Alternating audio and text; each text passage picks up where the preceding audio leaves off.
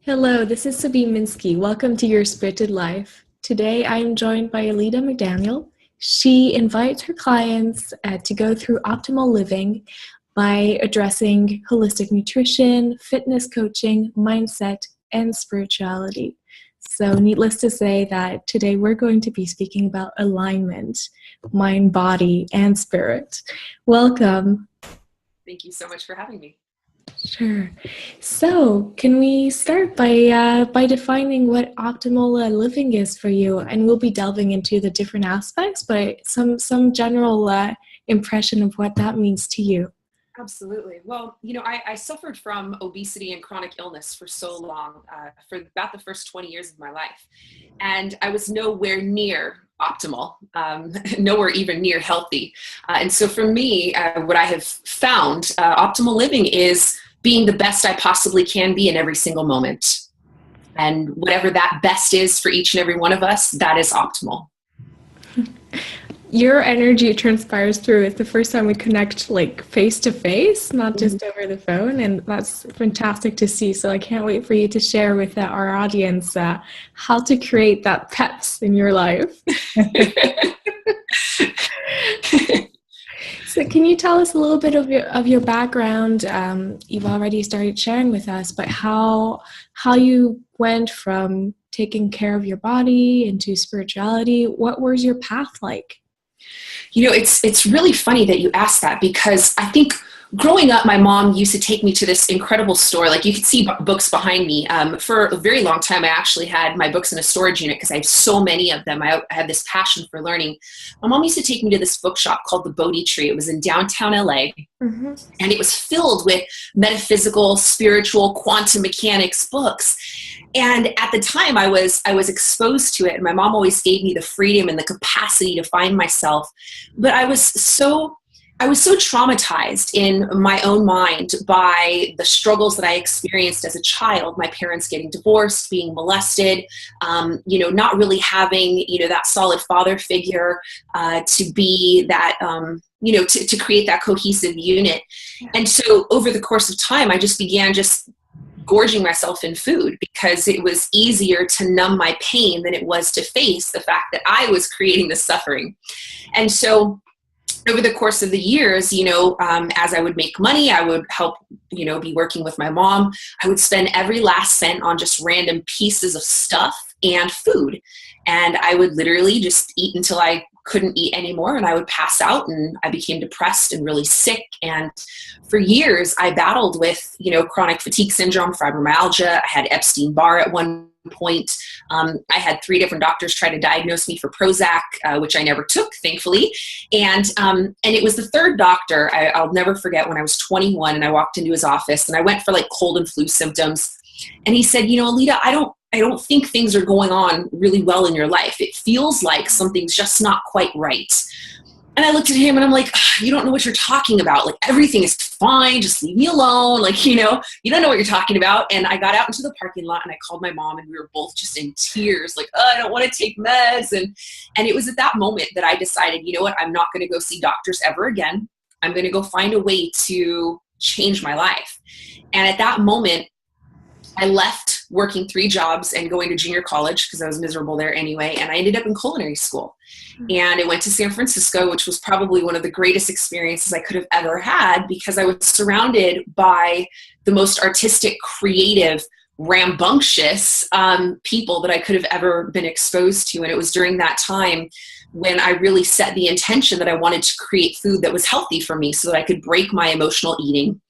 And then while I was there, it's a funny story. I love telling this story now. It was really embarrassing at the time, but I remember thinking to myself, if I'm gonna do this, I can't just be one of those people that preaches, but I'm not walking the talk.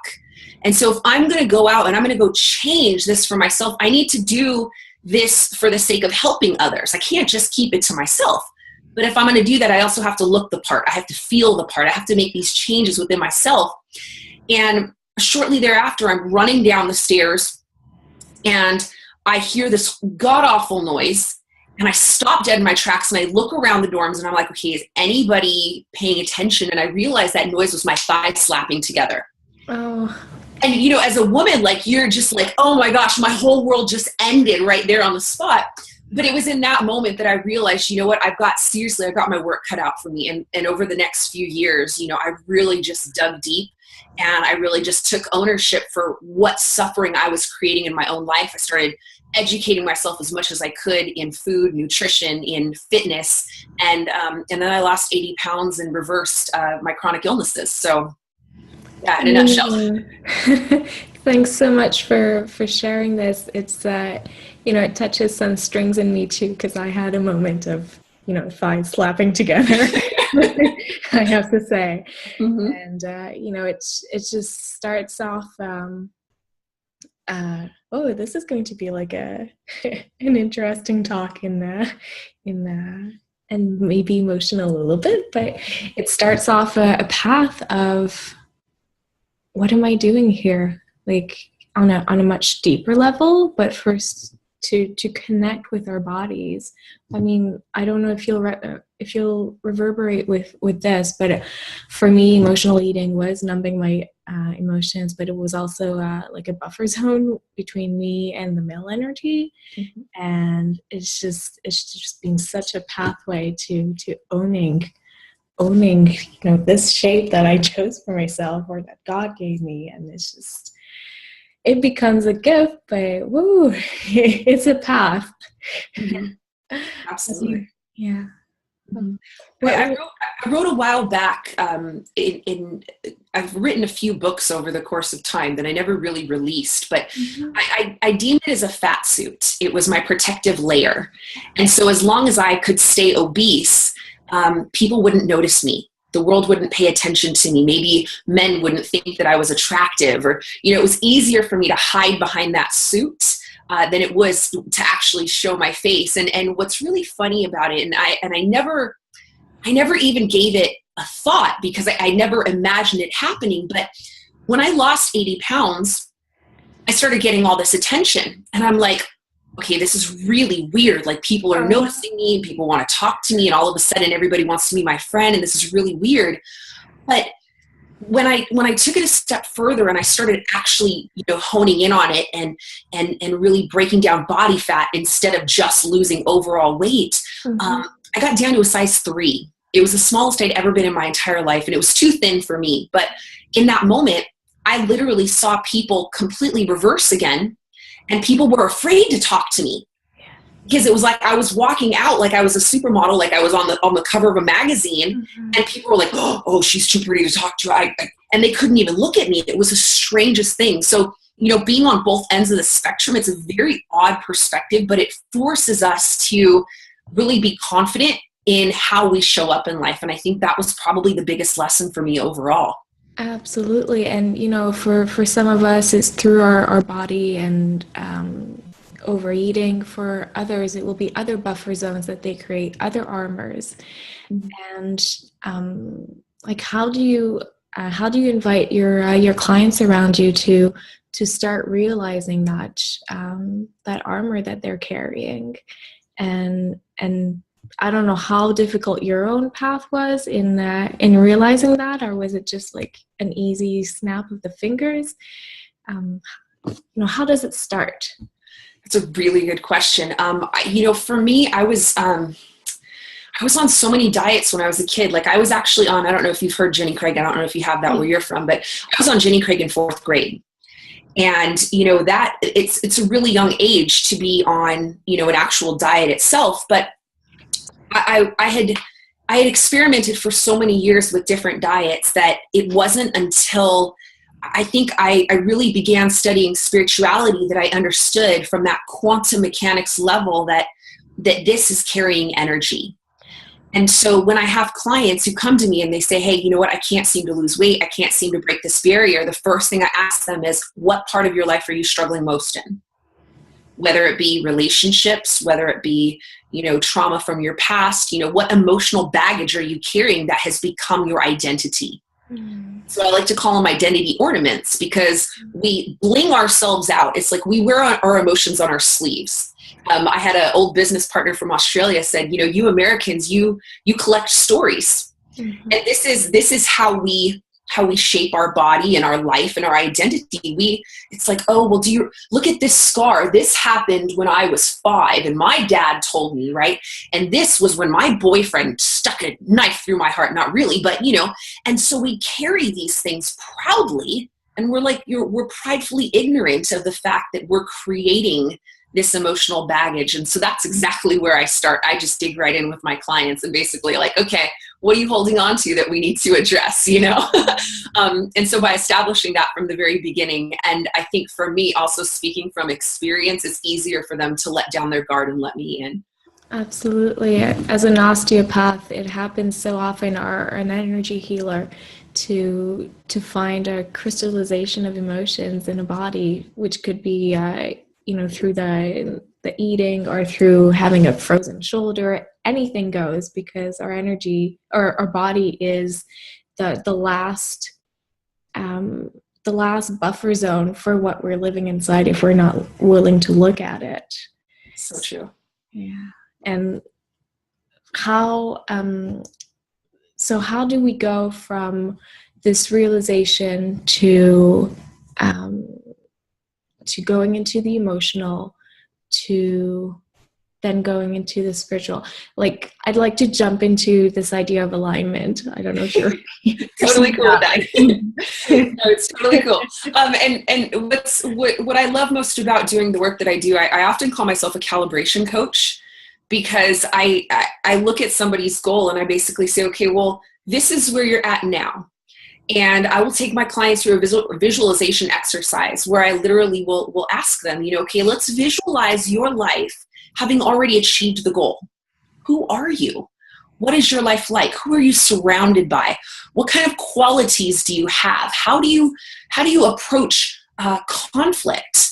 How do you respond to people who arc up at you or who project their own negativity at you? Who have you become having this goal already been achieved? And then we take that and we work to strategize and calibrate who they are now to align with who they will be in the future. And so we break it down by habits, by daily habits, by mental thought, like awareness. Maybe we'll make vision boards. Maybe we'll do daily affirmations.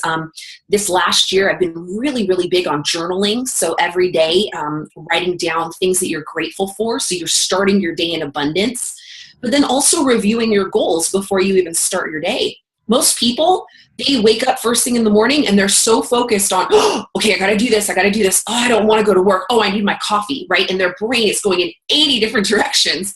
But something as simple as reviewing your goals right before you make your to-do list or before you even get up out of bed in the morning, it helps you to really calibrate yourself to that goal. And it's the calibration that helps us stay aligned throughout the day and making choices that are proactive leading into our goals. Yeah. Okay, here's something that might not resonate, but just a curiosity, if you've lived this or come across this often. It used to be in my life, when I had no idea of what manifestation was or alignment, that I would dream big, but that person dreaming, it wasn't really my life. Like, there was no connection between the dreaming and that I could actually create. Is that something that you encounter often? People who are still in that numbness state, even in their dreams, it's like an escape instead of being a creative vibe, a creative juice. All the time. And, I can pinpoint specific areas in my life. See, I'm a medium. And I've been clairvoyant for a very long time, but during the course of my adolescence, I was very afraid of it because I didn't know what I was experiencing. It was almost scary for me. I'm like, oh my gosh, what am I tuning into? And so a lot of the people that I meet are of that same caliber. They have those same qualities. They have those same gifts. And they're so deathly afraid of understanding what they really are that they completely shut off their ability to manifest anything because they don't want to believe that their fate and their destiny are in their hands. I think that is probably more than anything the biggest challenge that I see with anybody, either a prospective client or a new client, is this belief that your fate is in the hands of something outside of yourself. it's easier for us to blame that something outside of ourselves, right?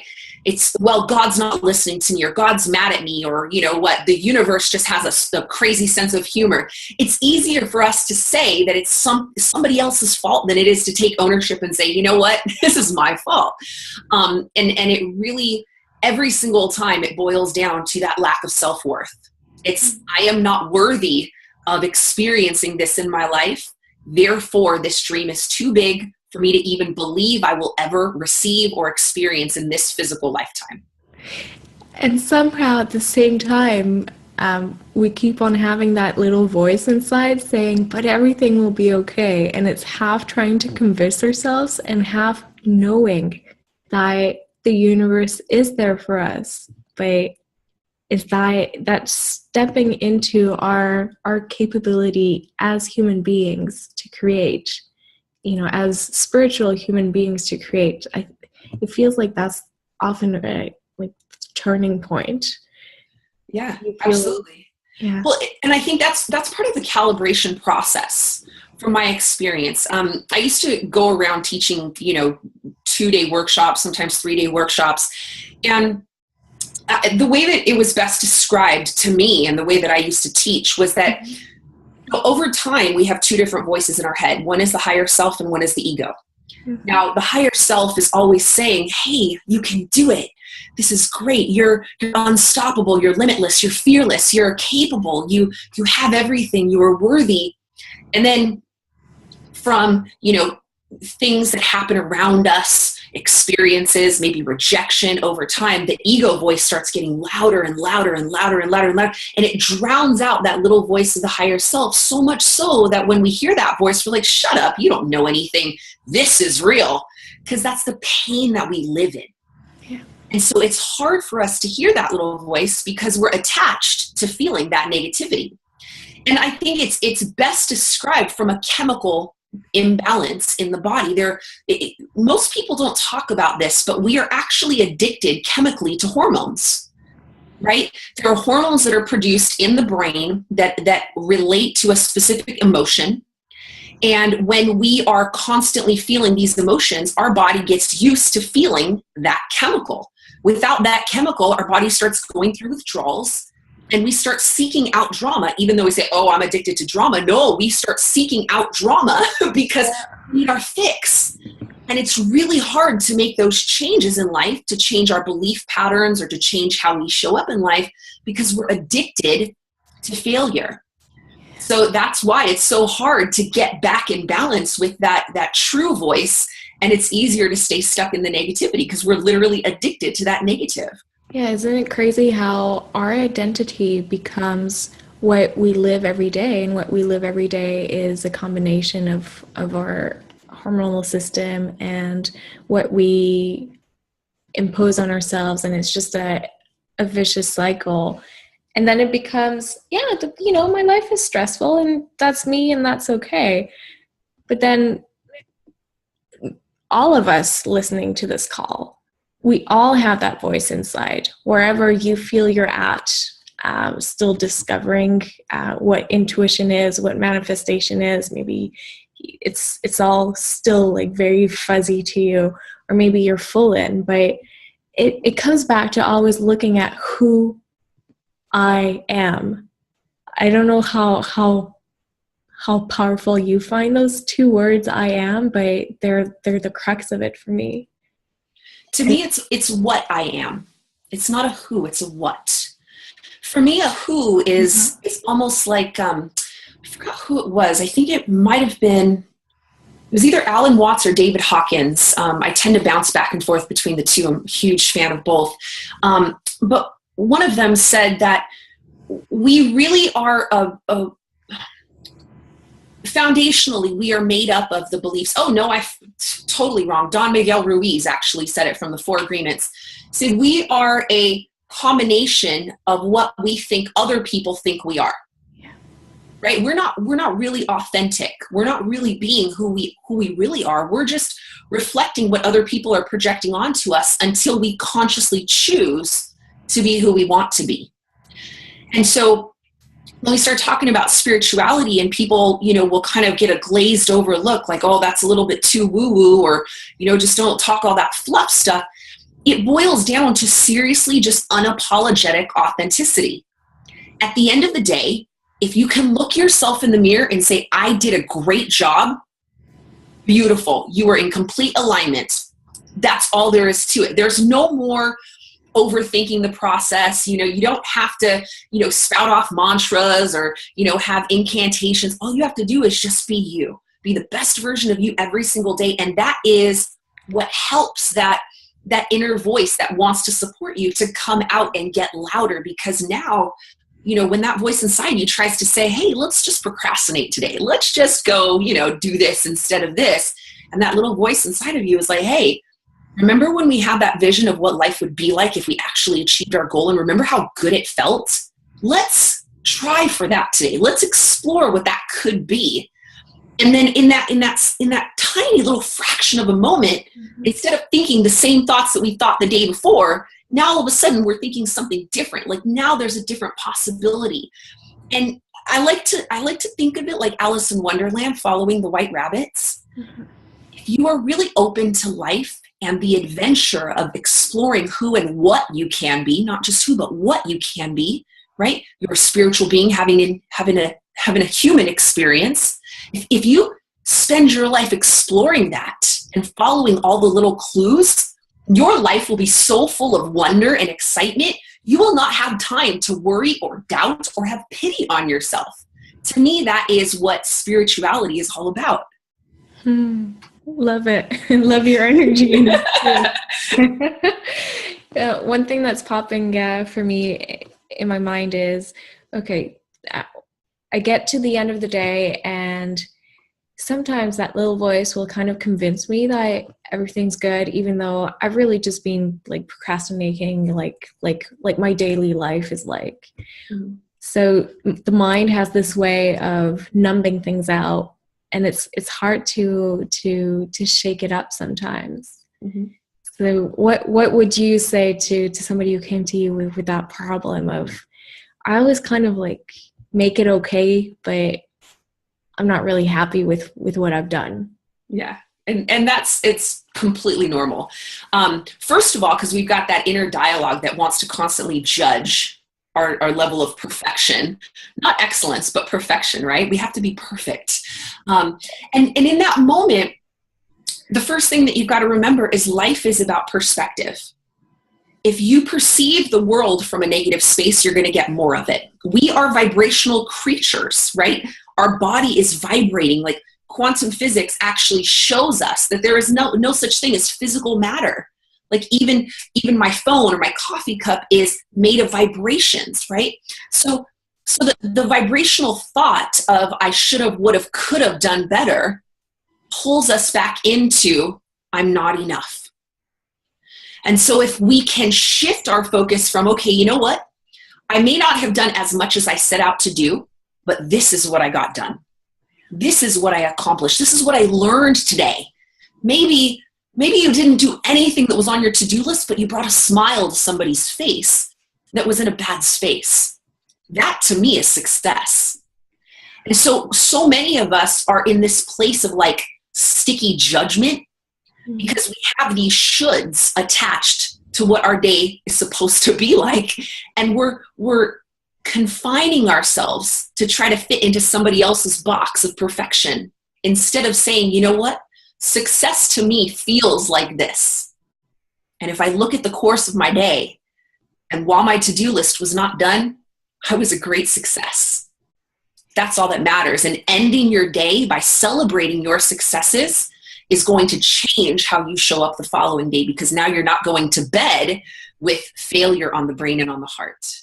Absolutely. And our life is made of cycles, some short, some longer. And one of the most brilliant cycles for me is the day to day. Is, okay, I've created this in this one day. And even if there's this little speck of judgment, there's always tomorrow. And it's just an invitation, as you said, look at the day, the way that you start off your day. that's something that has come up more and more. It's just, you get to choose, is this what you want to see in the morning, in the first 5 minutes of your time, and the impact that even the light of this machine has on you, and how you're going to wake up through it, and how your neurons are going to like spike up? Are you going to, look inside? If this speaks to you, then, great. If it's just a question of, I'm going to take the time to, rub some delicious cream on my hands, and that's going to be the start of the day, and then I get to, think through and feel through, it's really a daily choice. Mm-hmm. Yeah. What are some of your favorite starts of the day? I love when the speakers share. Yeah, I don't let myself get out of bed until I've focused on gratitude. So my boyfriend and I are opening up a wellness center that's supposed to be open by the end of this month, but with paperwork and signing lease and everything, things have kind of crunched into a very, very short period of time. And so everything has to be done by the end of this month. And so normally we wake up at 3:00. We've got clients at 5, but I've been waking up at 2. Mm-hmm. And so in that space, the old me would have said, oh, Lita, just go back to sleep, or did whatever I could to go back to sleep. But instead, now I'm counting my blessings. I'm thinking about the things that I'm thankful for. I'm thinking about the fact that, spirit or source energy or the universe gave me another day to be here, to be the light, to be that lighthouse, to support the world in its growth, and gave me an opportunity to grow myself. And that's the first thing that I focus on every single day, is I have another chance to make my life better. I don't let myself get out of bed until I actually think about that. And I focus on that calibration with my goals. Well, if this is who I am once I've reached my goal, what do I need to do today so that I can work towards that, and I can know that that's the direction I'm going? And that for me is, it's completely changed how I show up in life, because now, instead of me being grumpy or, bitter at other people for talking to me too early in the morning, now I'm excited. I'm like, wow, you're in my life today. Okay, that's really cool. So why are you in my life today? Let me give you a hug. Let me share some love with you. Let me find a way that we can both make today better. It's a very different perspective. Absolutely. Now tell me, did I get this wrong, or you start with clients at 3 a.m. or? A 5. We have 5 a.m. Well, even 5 a.m. It's like, wow. My boyfriend has a gym right now. It's in Costa Mesa, California. And we're in the process of moving it to Newport Beach and expanding it to a holistic wellness center. So bringing in the coaching, we have a massage therapist, a chiropractor, and all the pieces behind. So it's expanding. And so oftentimes I'm with him there at 5. Sometimes I teach class at 6. So yeah, it just depends. I'd love to hear, how much space does physicality have in your life? Sports, fitness, and how does it mesh in with alignment? It's huge. I find that on a day I don't work out, I don't feel as mentally strong. Mm-hmm. And it kind of, it's a little strange. Like if you haven't experienced it before, I think I spent so many years in stagnation, not doing anything and being obese, that now when I work out, I can bodybuild, I can still dance. I'm athletic in the gym, in the physical gym. It makes me feel like I can conquer my day. Because it's not just about the chemical, properties that happen in your brain, the happy hormones that come from working out. I feel accomplished. Like I've done something to fill my heart. So like, I think so many of us, I think is the best way to describe it. So many of us, like you said, they look at their phone the first thing in the morning. They give everybody else their attention before they fed their heart. To me, working out is my meditation. It's my gift back to myself. And when I don't gift those things to myself, I don't have enough to give to other people. And so it's me balancing myself out so that I can be better for others. And I think that's what working out really means to me. And it has to happen at minimum 4 days a week, if not 7. For some people, who have never experienced or just experienced a little bit that that high of working out, and who just always think inside, but I hate all those sports. I don't want to go to the gym. It's not for me. Like, I want to be healthy. I want to be fit, but I'm not finding the way. What are some of your suggestions for them? It's a really good question. First and foremost, I have to say you have to try before you can make a judgment. So many people are so quick to say, well, I don't like weight training. But then on the flip side, they say, well, I'm afraid that I'm not going to like my body once I lose the weight. Well, if you don't do any weight training, you can't really build the body that you want, right? So there's got to be some sort of a happy medium. I have people say, well, I don't like yoga, so I don't want to try it. Well, what don't you like about it? I don't know. It just seems boring. Well, it's actually probably one of the most challenging workouts you're ever going to do, mainly because it forces you to be present with your thoughts and your emotions. Yeah. And so really my advice to people is to go Groupon. Like, we have Groupon, we have, Living Social. We've got all these opportunities for people to try these workouts for free or at a discounted rate. Why not try as many of them as you possibly can until you figure out which one fits best for you? Because your personality is going to dictate what you like the most. So will your level of work. If you have a really stressful job, you may like something like CrossFit or, some high intensity, workout. Maybe if your job is really stressful, you really might like yoga, but you never know until you try. And if you're really serious and you're really committed, just give yourself permission to try.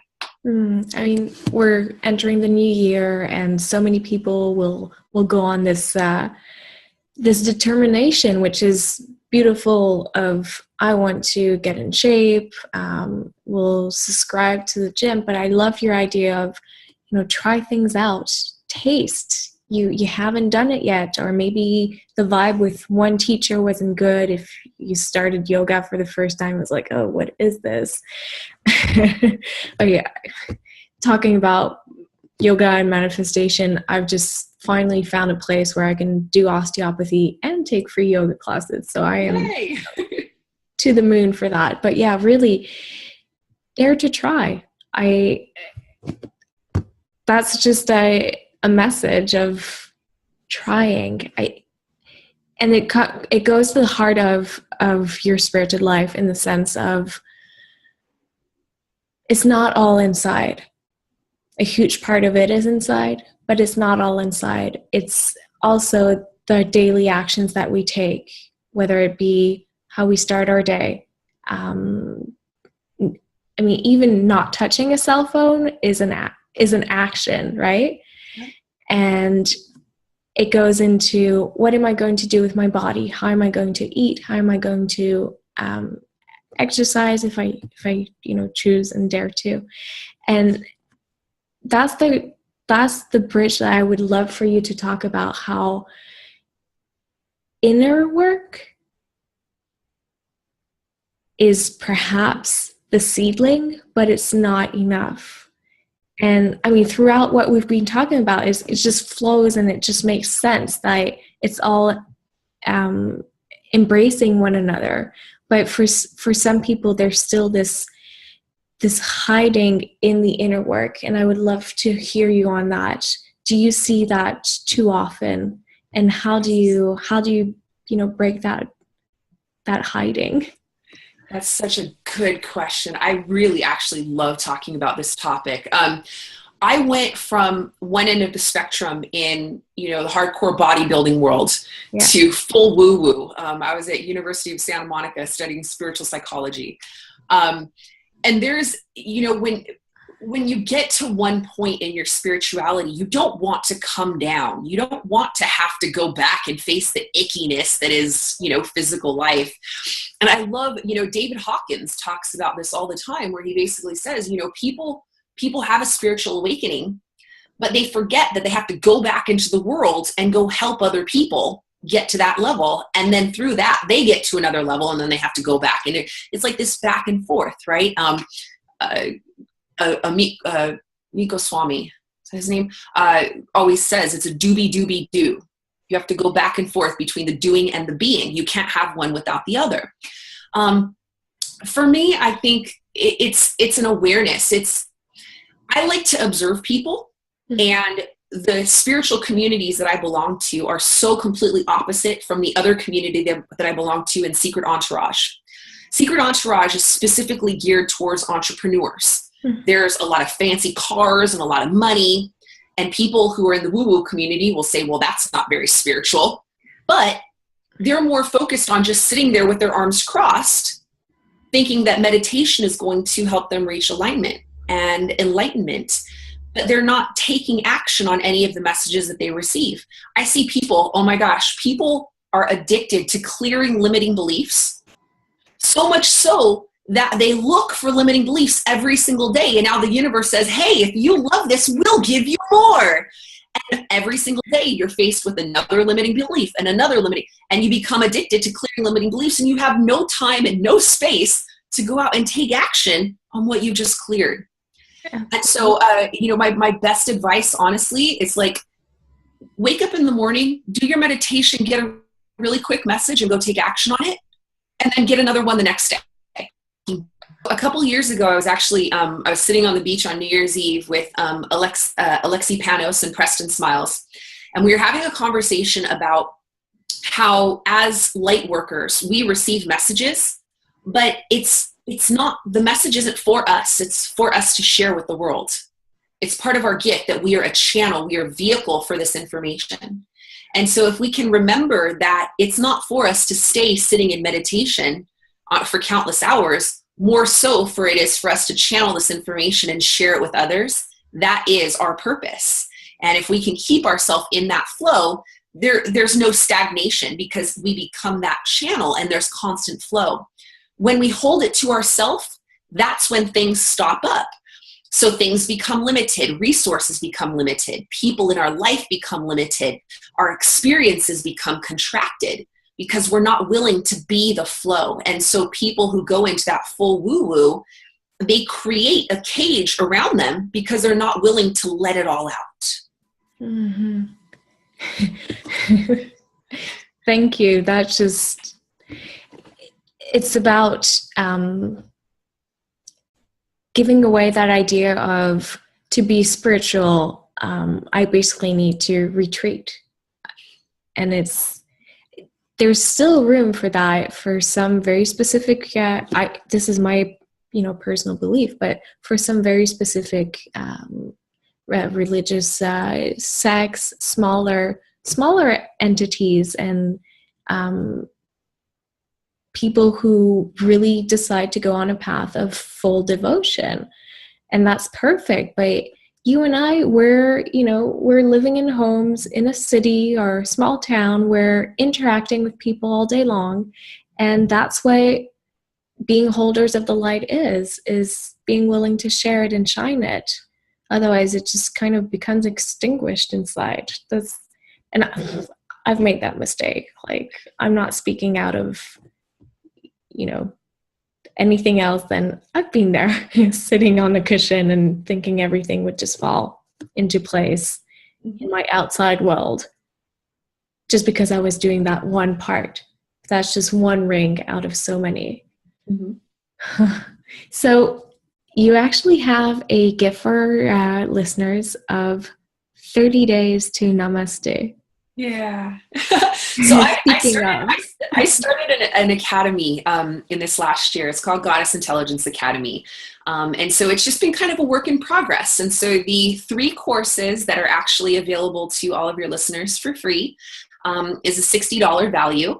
And it's a bundle of the 3 intro classes that I teach, which is Manifesting 101, Conquering Fear 101, and Time Hacking 101. And so it breaks down literally the process of calibrating your current self with that future self by understanding, how you're showing up now and how you will show up when you've already reached your goal. Lovely. Well, it's been a pleasure, Lida. I feel like I've been speaking with a sister today. So absolutely, soul sisters for sure. Thanks so much for being here with us today. Is there anything you'd like to end up with? No, I think, well, you know what? Actually, there is. For some reason, there's something coming up. Yeah. Let the inner child play more often. That is my message, because the more we allow that childlike spirit to guide us to explore new potential, new opportunities, new adventures in life, the easier it will be for us to expand our true potential and our true power. I love that. And for those of you who are going to want to try out, for example, dance classes or yoga classes, and there's that fear inside of how people are going to look at me, etc. I think it's such a good way. That's how I started salsa dancing, was inner child. I loved dancing when I was a child. I role played that I was teaching dancing even, and that kind of saved me. That was my savior in, okay, I can do this because I'm just a kid having fun. Absolutely. That role playing is powerful. It's amazing how just putting the thought in your mind plants the seed for success. That creative visualization is super, super powerful. Yeah. And somehow when we speak of the inner child, very often we'll go directly into healing the inner child, but most of the time she has so much like energy and potential, and a little bit like you were saying, I'm going to clear up what was it that people spend so much time clearing? Limiting beliefs. Yeah, limiting beliefs. Same idea often with the inner child. He has so much resources and fun energy that you can go straight to that and count on him or her to help you and uplift you. Mm-hmm. Absolutely. It goes also to the belief that where your energy or where your focus goes, energy grows.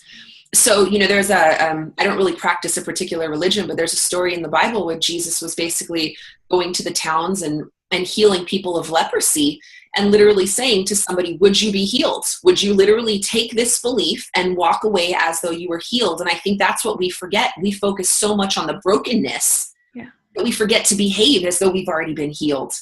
And that's what I believe our inner child can really show us, is that we don't have to heal anything so much as we have to let go of the need to identify with the suffering. Love it. I'm so happy you brought up the inner child to end this conversation. Fantastic. It's been a pleasure. It has, definitely. Thank you so much for having me. Thank you. Bye-bye.